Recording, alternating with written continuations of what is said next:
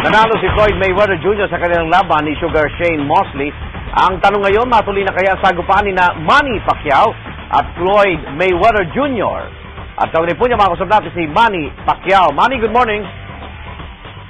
Good morning, Arnold. Oo. Sa mga nanonood ngayon. Napanood ba yung laban? Hindi lahat. Tinamad ka na.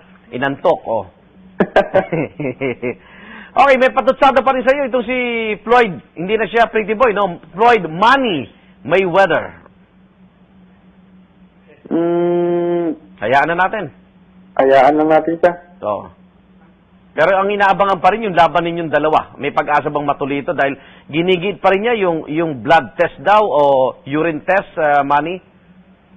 Sa akin, hindi naman ako umaayaw doon eh. Oo. Basta, wag lang sa araw ng laban kasi pangit naman yung araw ng laban. Total, may medical naman kami right after the fight eh. Oo. Right after the fight, may medical naman kami. Oo. Pick up naman kami. So, bakit nga? Kasi, disadvantage sa akin yun kasi malaki sa akin. Maliit ako. Eh, kung hindi ako makarecover.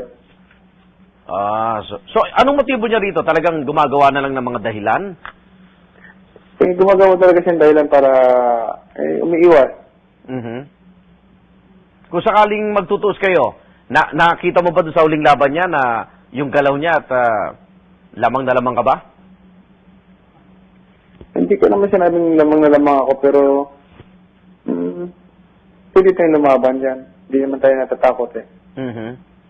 So, ikaw ba'y kontento na hindi na lalaban o may mga asahan pa ang mga kababayan mo na laban mo? Mahirap kasi, hindi ko pa nakakausap yung mama ko. Eh, ang mama ko, ayaw lang niya akong lumaban eh. Okay. Abangan na lang namin yung sorpresa ba yun? Mag-uusap pa kami. Okay. Manny, salamat ha. Ingat ka, ingat ka. Maraming salamat. Thank you. Papasa ka mo, Manny Pacquiao.